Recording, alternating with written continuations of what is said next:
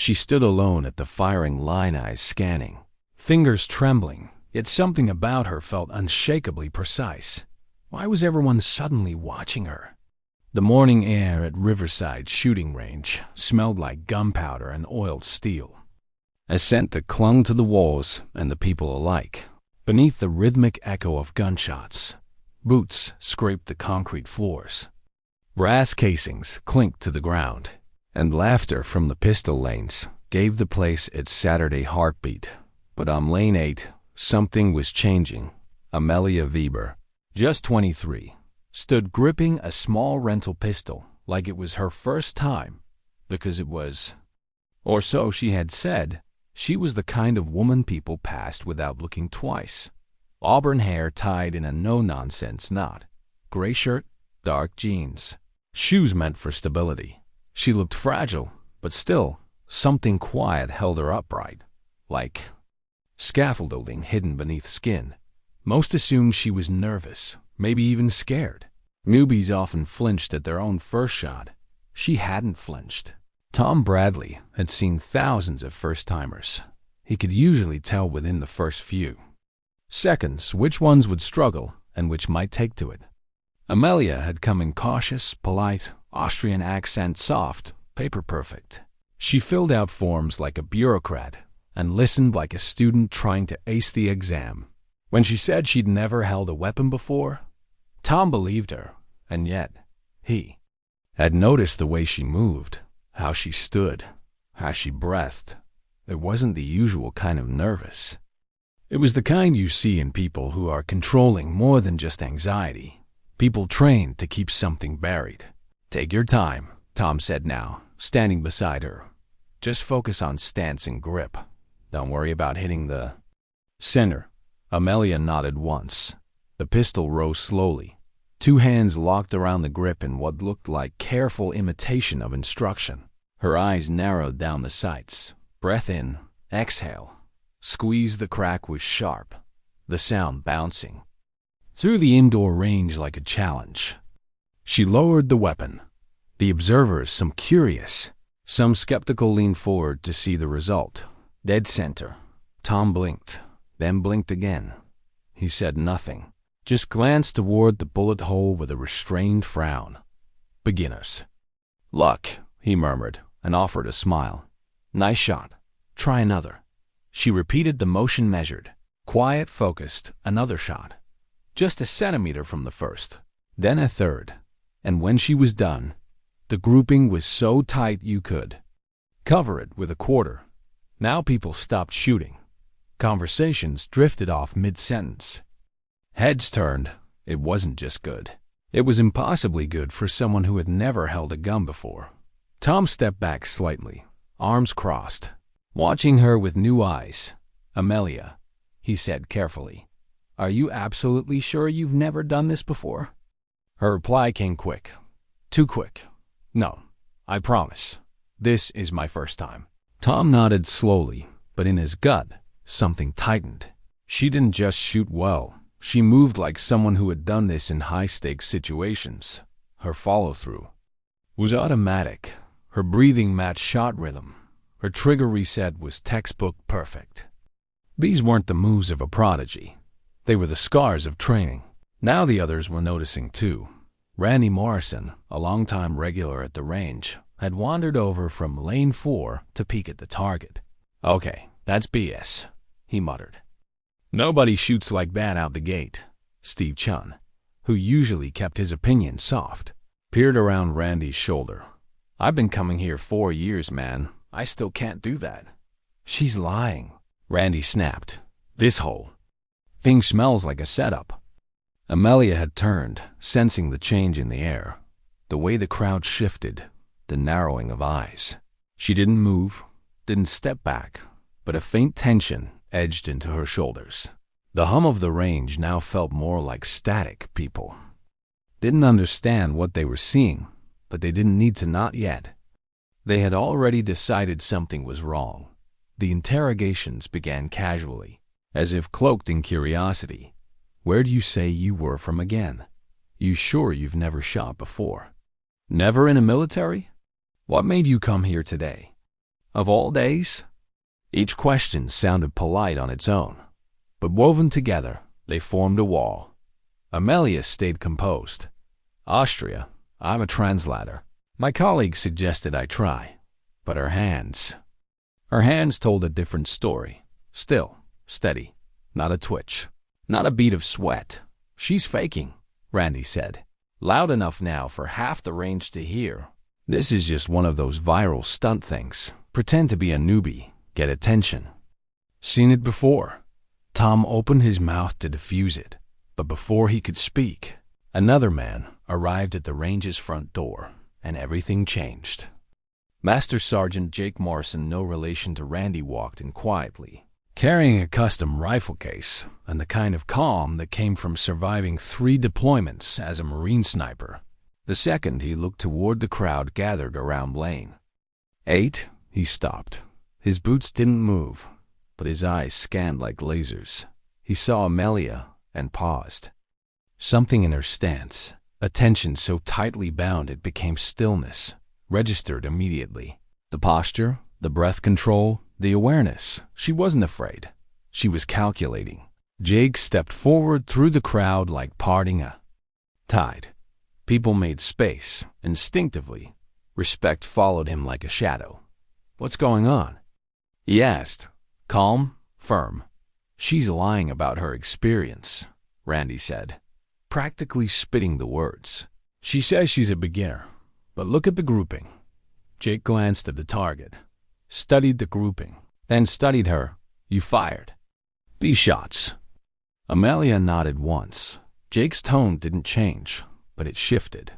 Man, this level of precision doesn't happen by accident. I've trained elite marksmen for 2 decades, and even they struggle to shoot like this cold. Are you absolutely sure you've never handled firearms? She didn't answer right away. Her eyes searched his face, and something passed between them. A recognition that had nothing to do with words. Professionals seeing professionals. Ghosts seeing ghosts. I'm sure, she said quietly. Perhaps. I just follow instructions well. Jake tilted his head, unconvinced, but respectful.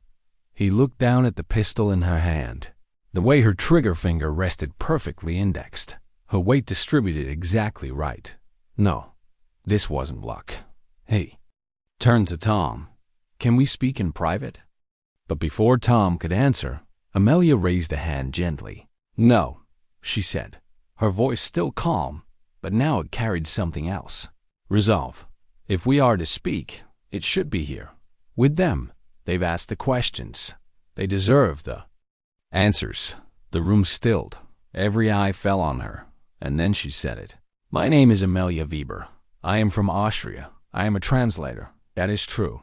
But before that, I served 8 years with Kommando Austria's Special Forces. I was a sniper, trained, deployed, and I have not held a weapon in 2 years. Until today, the silence that followed didn't crack. It collapsed. Nobody spoke. Nobody could. She stepped away from the line, placed the pistol down on the table with precision, the same way she'd done years ago when it wasn't just practice. When every shot mattered, she looked up. I did not come here to deceive. I came to remember who I was and decide who I am now. The echoes of her words hung in the air like the aftermath of gunfire. And across the room, Master Sergeant Morrison slowly opened his rifle case. He reached inside, lifted his custom sniper rifle, and without a word, held it out to her with both hands, an offering, a recognition, a salute. She looked at it, at the weight of it, the history, and then reached for it. Why didn't she take the private room? Why did she want them to hear it? Because sometimes, the only way to reclaim your truth is to speak it exactly where it was questioned. The air at Riverside hung heavy, now not with gunpowder or chatter, but with silence. Thick, waiting. Every eye remained fixed on Amelia as she stood at Lane 8. Having just revealed the truth that changed everything. No one moved. No one knew what to say. 8 years. Austrian Kommando, second in the European military sniper competition. 47 confirmed long-range combat engagements, and the last. 2 years spent in silence, away from rifles, away from war, away from the past. She hadn't come to impress. She had come to forget, to see if she could lift a weapon again, without it feeling like blood. But now, surrounded by disbelief and apology, all eyes begged for more. Jake Morrison, Marine sniper, 3-time combat veteran, stood still, his rifle still extended toward her. Not a gesture, a ritual. Amelia looked at the weapon. Her hands reached out slowly. She hadn't touched anything like this since Molly. Her fingers closed over the grip, right hand steady, left hand naturally balancing beneath the fore end. Without thinking, her cheek rested against the stock. Her eye fell into the optic. She hadn't meant to. It just happened, and when it did, everything came back in a rush. Not the violence, not the noise, just clarity. She blinked once, stepped back, lowered the weapon gently. "Thank you," she said, softly. Jake nodded, and in that quiet nod, there was no judgment, no question, just understanding. "Would you like to step outside?" he asked her, voice low, meant for her ears alone. But again, she shook her head. "I need to finish it here." The crowd shifted, not unkindly now, not suspicious, just waiting. And Amelia turned to them, not to apologize, not to defend herself, but to speak, finally, not just what she had done, but why she'd tried to leave it behind. "My last deployment was in Mali," she said. "Peacekeeping mission. There was a school, 43 children, hostages." The range was dead quiet. Not even a magazine clicked into place. The local authorities were outgunned. We were called in. The order was clear: neutralize 7 targets, all armed, all among the children. I was given 12 seconds to execute. She paused, no dramatics, no self-praise, just precision, the same way she used to shoot. I completed the mission. All children were saved, officially. It was a success, but her voice cracked, just slightly. When she said the word children, it wasn't emotion that overtook her. It was memory. A sniper doesn't get the luxury of processing then. Only after. I was 400 meters out, wind 5 knots. From the west, 7 rounds, no time for mistakes. She looked at the pistol on the table again. I haven't touched the weapon since. Jake was listening closely. Every word she said, he'd lived his own version of. He knew the cost. He just hadn't expected to hear it in the voice of someone half his size, half his age, and twice his poise. "I became a translator," she said. "Words instead of war," I thought. Maybe that part of me had finally gone quiet. No one dared speak, not the range regulars, not Randy Morrison, who now looked like he wished he could vanish entirely, not even Steve, who stood pale, head lowered, his earlier comments echoing. Now like shame, and today, she added, I thought I might try again, just to see if I could shoot without it meaning anything. Her voice faltered for the first time, but it still meant something. Lisa Rodriguez, watching from behind the counter, felt a tightness rise in her throat. She'd seen people break down at this range, new shooters who missed. Old shooters who relived too much, but never someone so composed, so fractured and whole at once. Amelia looked around, at faces now softened, and still. She said one more thing. I did not lie to deceive. I lied to protect something I wasn't ready to share.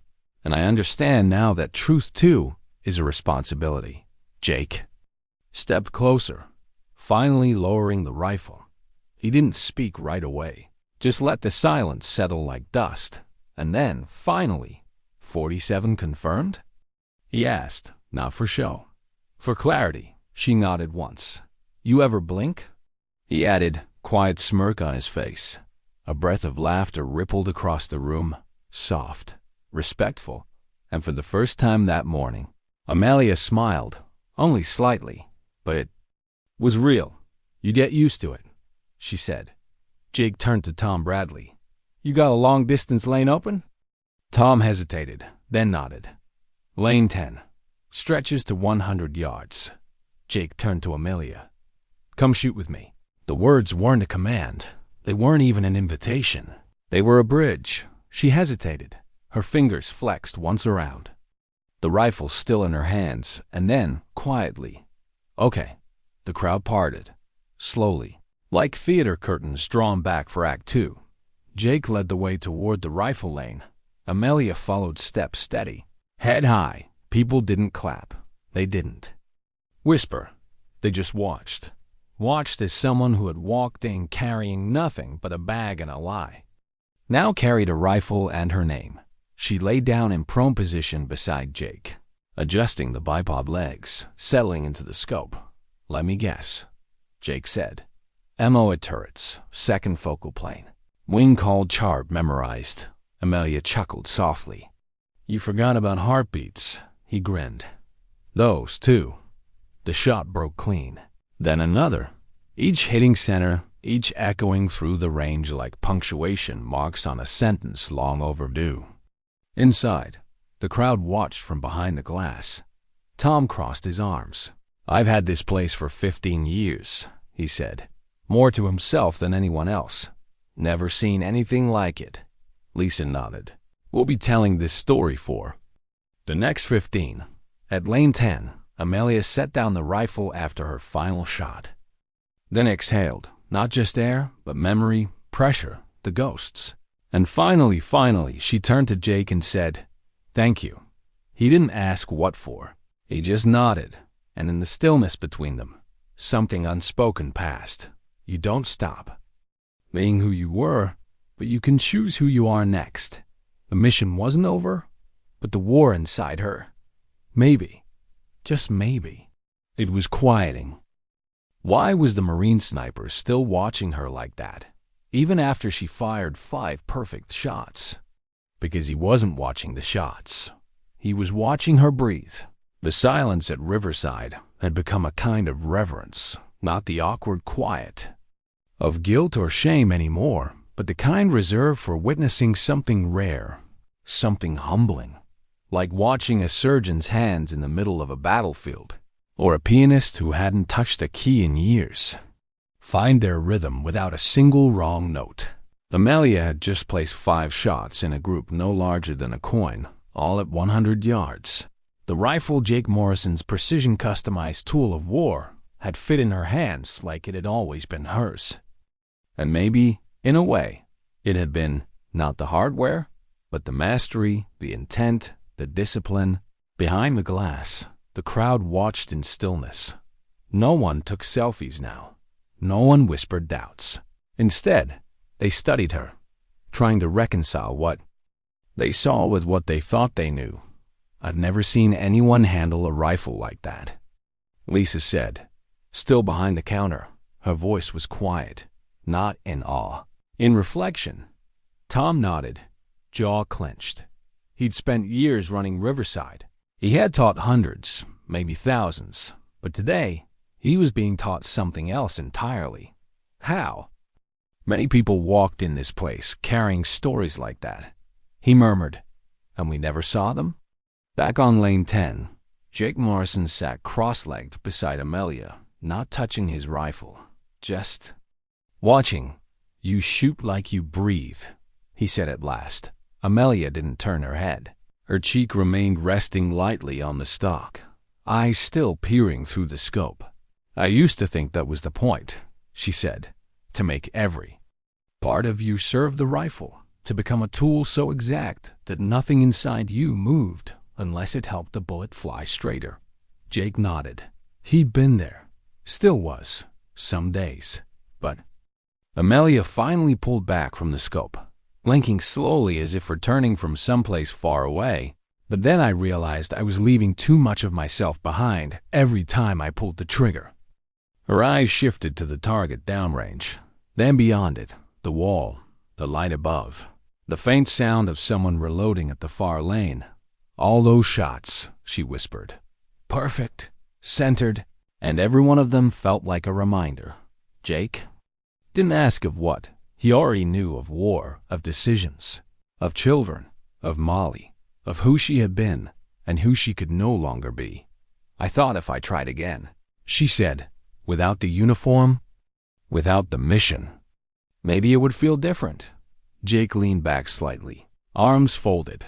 His voice was low, like a man offering a match to a campfire, not to ignite it, but to warm it gently. And does it? Amelia paused, then nodded. Yes, a little. She turned, finally meeting his eyes. There was no mask there anymore. No lie, no forced politeness, just a woman standing in the open. Because no one gave me orders, and no one needed saving. And I still chose to shoot. Jake's voice softened. That's what healing looks like. Sometimes, just choosing.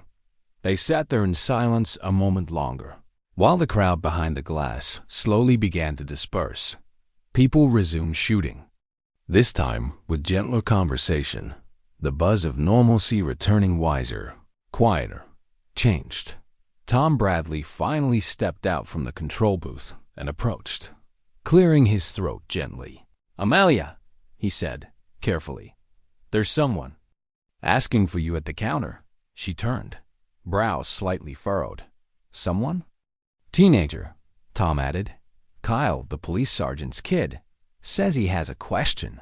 Amelia raised an eyebrow but nodded.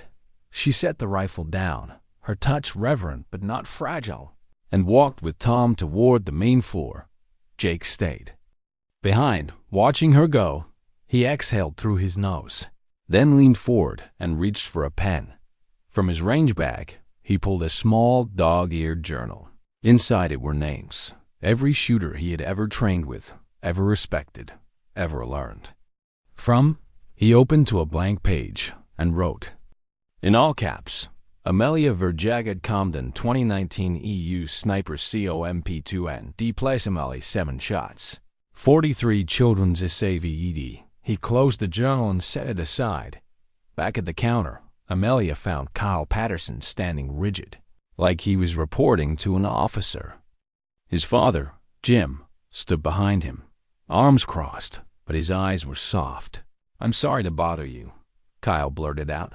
I just wanted to ask. Amelia tilted her head. Ask what? Kyle hesitated, then pulled something from his hoodie pocket. A small patch and ROTC unit emblem. I was going to apply next year, he said, for officer track, and I was wondering, would you ever come speak to our group about what it's like to really serve? Amelia looked at the patch, then at Kyle. Her first instinct was to decline. Too much history, too personal. But then again, maybe some stories shouldn't stay buried. She took the patch, turned it over in her fingers. The stitching was uneven, new, a recruit's enthusiasm. I don't know if I'm ready to teach, she said softly, but I can tell the truth. Kyle grinned. That's more than enough. She handed the patch back, and he nodded, a little stunned, then backed away, thanking her twice before retreating to his father's side. Jim gave her a slow nod. Thanks, he said simply. No. Need to explain for what? She returned the nod, then turned back toward lane 10.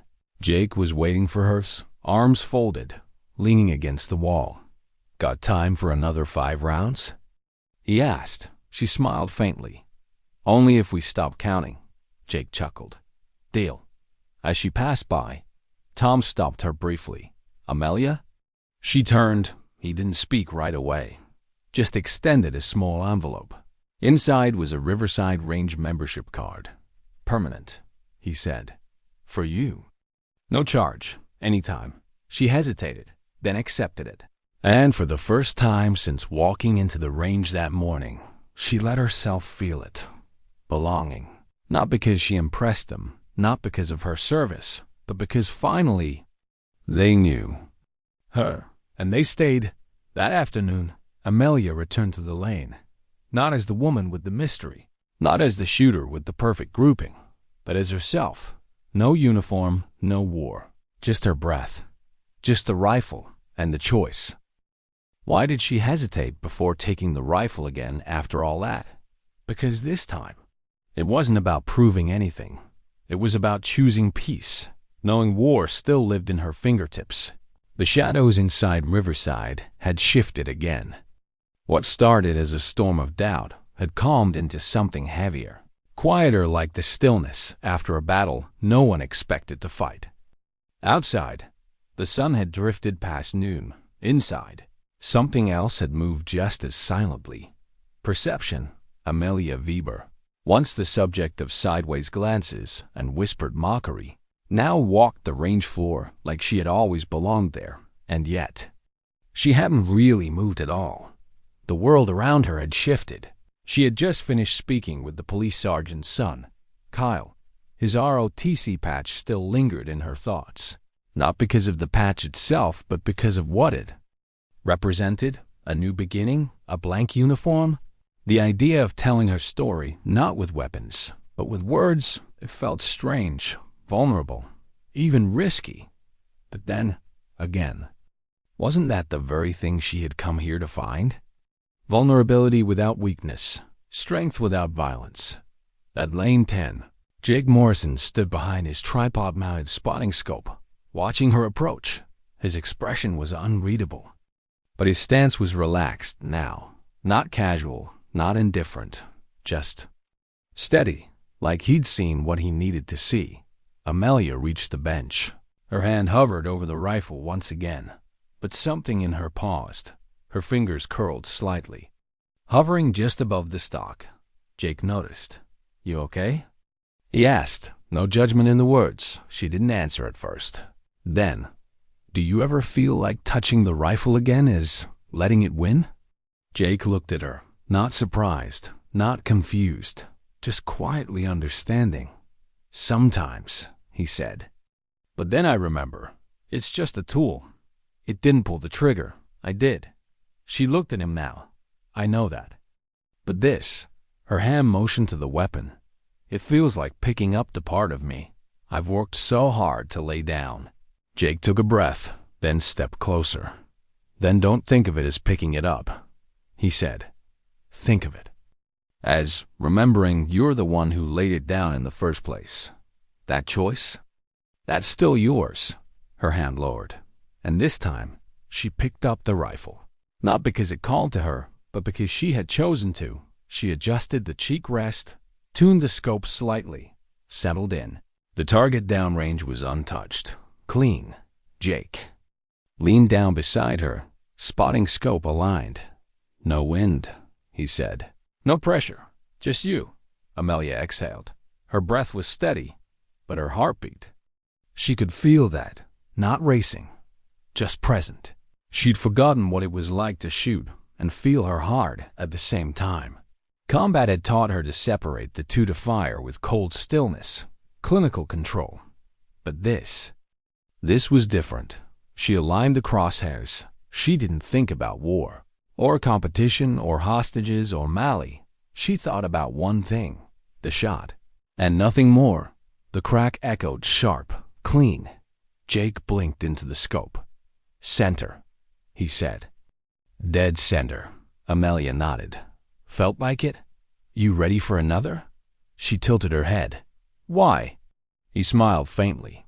"Because I think you're finally shooting for yourself." She blinked. That landed. He was right. It wasn't for rank, not for validation, not even for healing. It was for presence. A second shot, a third, each echoing with less burden, less memory, not erased, but integrated. And when the fifth shot landed, Amelia sat back. For the first time since walking through those range doors, she didn't check the target. She didn't need to. Her breathing slowed naturally. No regulation, no control, just peace. Jake stepped away, giving her space. There was nothing else to say. But back near the pistol lanes, Randy Morrison lingered by lane 4. He hadn't approached again, not since her revelation, but he'd been watching every shot, every word. Something inside him had changed too. Finally, he set his pistol down and walked over. He stopped just short of the rifle bench. Amelia turned, sensing him. Randy cleared his throat. His bravado was gone. What replaced it was clumsy, but real. "Look, Amelia didn't make him finish. She simply nodded once. Not forgiveness, not dismissal, just acknowledgement. He nodded back, then turned and walked away, quieter than he'd come. Some lessons didn't need to be spoken. Some humility just needed space. Lisa, still behind the counter, quietly took out a fresh sheet of paper and wrote a note. Member name, Amelia. VAR access, lifetime and OTES. Give her whatever lane she wants. She folded the note, slipped it into the drawer marked Staff Notices, and smiled. This was more than a range story now. It was becoming legend. By the time Amelia finished packing up Jake's rifle, the sun had moved across the sky again. Long shadows reached in through the range windows. Jake handed her the case. You can hang on to it, he said. She stared at him. No, I can't take your rifle.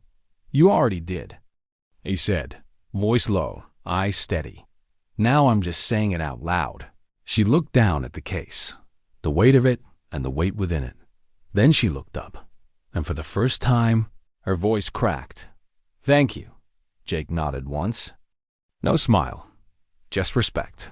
You earned it, long before today. They stood there for a moment longer.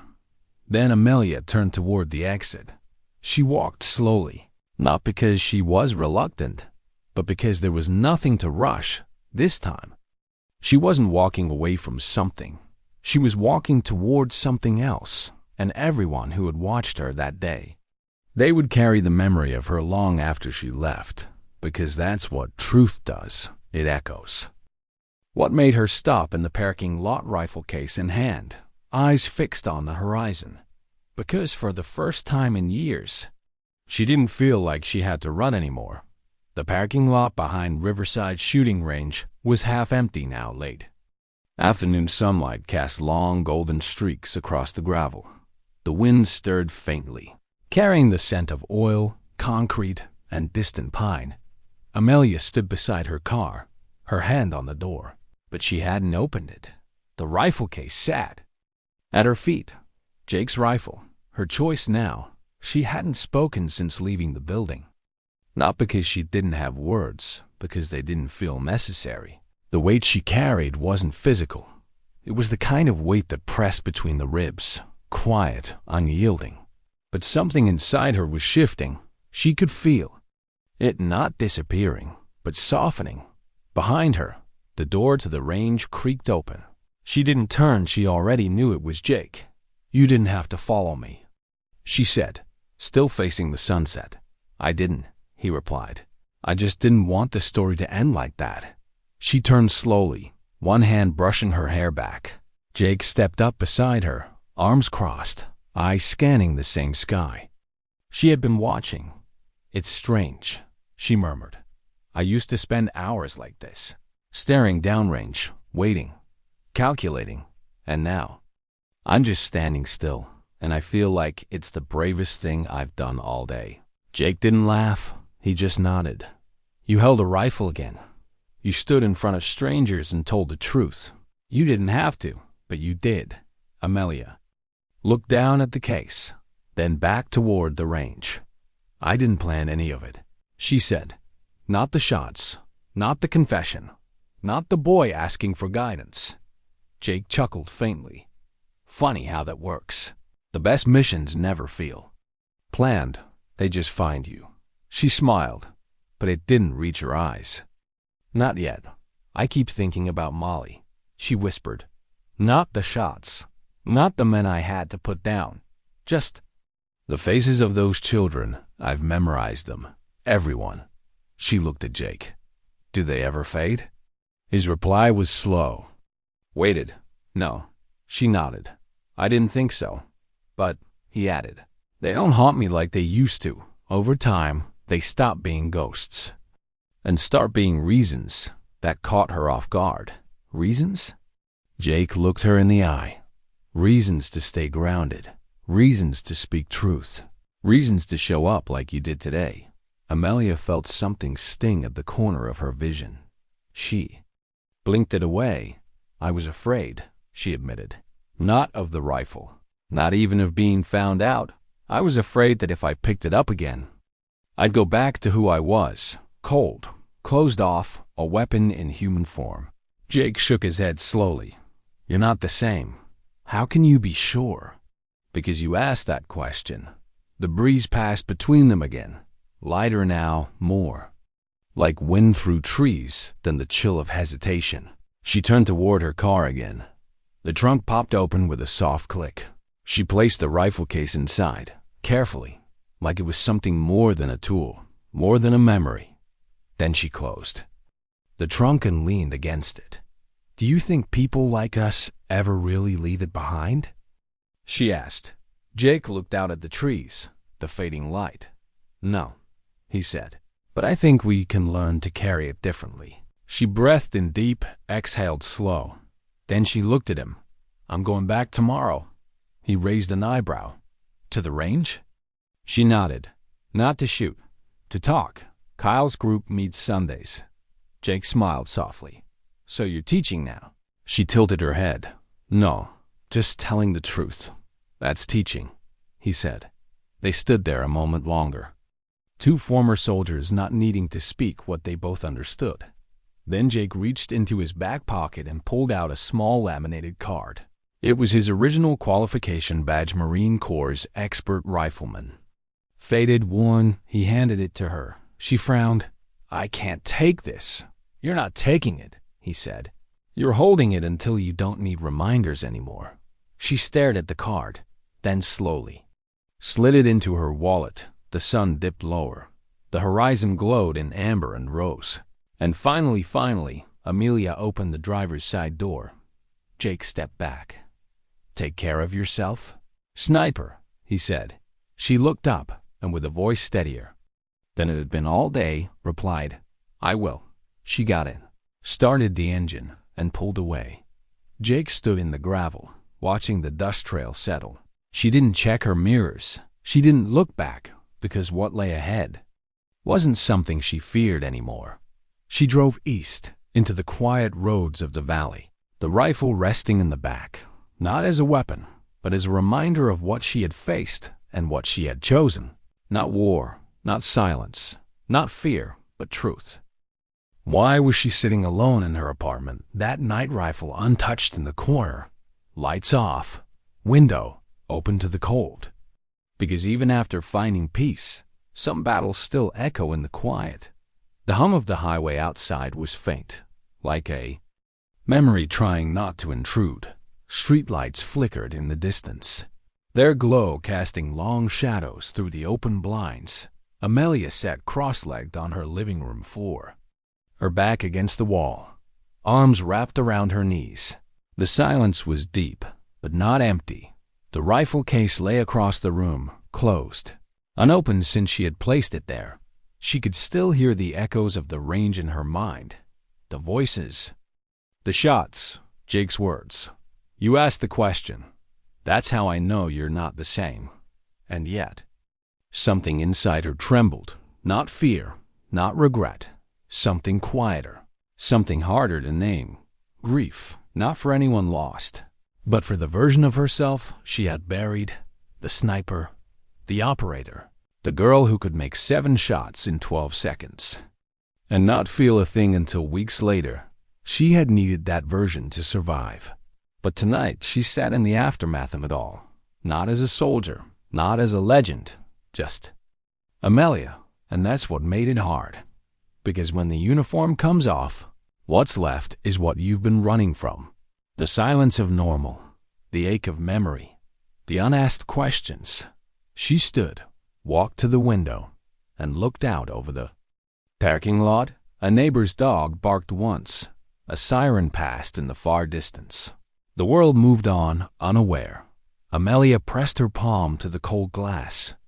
Her reflection stared back, tired eyes, bare face, no medals, no mask. The weight of being was always heavier than the weight of a rifle. Behind her, her phone buzzed. She turned, a text from Jake. Kyle asked if you're still coming tomorrow. She stared at the message. Her first instinct was to say no, to stay home, to protect her quiet. But then she remembered the look on Kyle's face, the way he'd asked her for guidance, not glory, just truth. And she thought of all the young soldiers she'd trained once. Men and women who had never known war, yet still carried its shadows because they trained under those who had. Maybe that was the point. Not to tell them how to shoot, but how to live after. She sat back down on the floor, pulled a notepad from the bookshelf, and began to write, not speeches, not a lesson plan, just memories, moments, fragments of clarity she could offer, things no manual ever taught her. How it feels to come home and not recognize yourself. How silence becomes both comfort and punishment. How pride and shame can live in the same memory. How you can miss a team. Even when the mission was hell, she wrote until her hand cramped, then set the pen down, leaned her head back, and closed her eyes. For the first time in years, she didn't dream of Molly. She dreamed of a classroom, of Kyle's eager face, of words. That helped rather than hurt. In the early morning hours, as dawn crept through the blinds, she stood and finally walked over to the rifle case. Kneeling beside it, she opened it slowly. The weapon inside gleamed softly in the half-light. She didn't touch it. She just looked at it and whispered something only the walls could hear. I'm not coming back to you, but I'll never pretend you weren't part of me. Then she closed the case and left it there, not hidden, not glorified, just present, like any part of a past that shaped you. She showered, dressed simply, and packed the notepad into a small leather bag. No military patches, no insignia, just paper and the truth. As she locked the door behind her and stepped into the quiet of the morning, something inside her felt different, lighter, not healed, but beginning to be. Why did she pause outside the school gym, hand on the door, breath caught mid-chest? Because stepping into that room wasn't about facing others. It was about facing who she used to be. And speaking as who she was now, the gym echoed with early morning chatter. Fold-out chairs squeaked across the polished wood floor.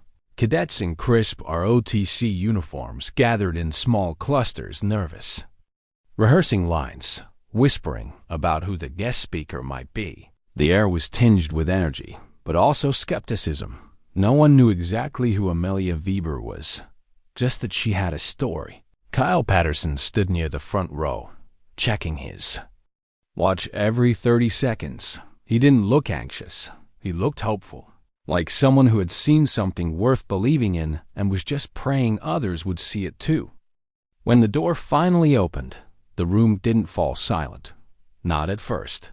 Amelia stepped in wearing dark jeans, a black jacket, and no uniform. Her presence wasn't loud, but it was felt. Cadets turned, eyes widened. Some whispering began again.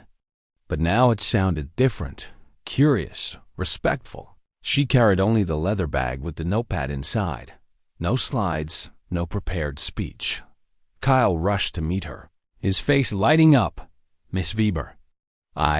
She smiled gently and touched his arm. No. Miss, Kyle, just Amelia. He blinked, nodded quickly. Right, of course. You got me a chair? Front row, he grinned. Right in the middle.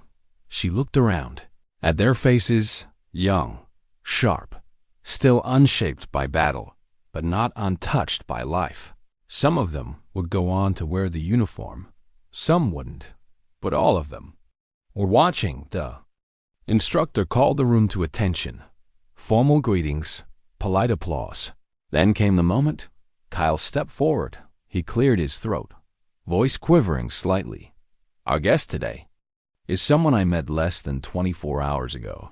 But she's someone who taught me more about courage in 1 hour than any book ever has. He turned toward her. She doesn't need medals to prove who she is. She doesn't wear rank, but she carries something most of us hope to earn one day. Clarity. He stepped aside. The room quieted. Amelia walked to the front, her boots soft on the polished floor. She set the leather bag on the table, didn't open it, just looked at them, all of them, and asked the only question that mattered. Who here has thought about what it means to come home? No one raised their hand, but their eyes locked on hers. I'm not here to talk about war, she said. Not really. I'm here to talk about what happens when the mission ends. But you don't. She took a breath. I served in Austria's JAG Commando for 8 years. I was trained as a sniper. I deployed 4 times. My last mission involved a hostage situation in Mali. 43 children. 7 targets. 12 seconds. Gasps echoed softly. She didn't pause for effect, only for breath. I completed the mission. All children survived. So did I. She let the silence hang. But when I came home, I didn't know who I was without the rifle. Without the team, without the war. I shifted now. Some faces softened. A few leaned in. You don't have to see battle to carry a wound. Sometimes. Just preparing for it changes you. She took out her notepad and read a line she had written just hours before. Pride and shame can live in the same memory. She looked up. That's what I want you to remember. You can do everything right. Serve with honor. Save lives. And still struggle when you look in the mirror. A girl in the second row blinked. Hard, trying not to cry. A boy in the back clenched his jaw. Sitting straighter, Amelia continued. You'll be taught tactics, protocol, procedures. But no one will teach you what to do with the silence afterward. The guilt of surviving. The fear of who you're becoming. Another pause. But if you tell the truth, if you share it, you'll find you're not alone. She closed the notepad. I'm not here because I'm proud of everything I did. I'm here because I've made peace with the parts that broke me. She stepped back. No long speech, no dramatics, just honesty. And the truth made more noise than any speech ever could. The room stayed silent for several seconds. Then someone quietly, respectfully clapped. Then another, until the gym echoed with applause that wasn't forced, but felt. Kyle stepped forward again. Speechless for a second. Thank you, Amelia. She nodded. No need. Just remember, some of the strongest people you'll meet won't tell you what they did, but they'll still be carrying it. As she left the front of the room, a dozen cadets stopped her. Some with questions, some with thanks, some with just eyes that understood now. Amelia walked out of that gym without fanfare. But for the first time in years, she walked without weight, because sometimes you don't need to fight another war. You just need to give someone else the words you never had. Why did she drive back to the range that evening, when the sky was dark and the lights inside were already dimming? Because some places aren't just where battles happen. Sometimes they're where redemption begins. The road to Riverside shooting range was nearly empty. A late wind stirred the trees as Amelia pulled into the gravel lot. The headlights cut across the now familiar facade metal siding, worn signage, and the faint glow leaking from the windows. She parked, engine idling for a moment before she cut it. The rifle case was still in the back, but this time it wasn't. Why she came, she stepped out, keys jangling in her pocket, boots crunching softly against the gravel. The air held a kind of sacred stillness like a chapel at night. No distant gunfire, no instruction, just the echo of memory. She walked inside. Tom was mopping near the front counter, radio low, humming an old country tune. When he saw her, he stopped mid-swipe, blinking in surprise. Well, he said, didn't expect you back tonight. I didn't expect a lot of things, Amelia replied. He smiled. That's fair. She stepped to the counter, setting down a small manila envelope. Tom raised an eyebrow. What's this? My application. To teach, she said. He blinked. Teach? Basic rifle safety, emotional regulation under pressure, maybe. Resilience, she added. He took the envelope, opened it carefully. A letter. A copy of her military service record. A short note in handwriting that read only, You gave me space. I'd like to offer the same. Tom set it down with reverence. Your timing's good.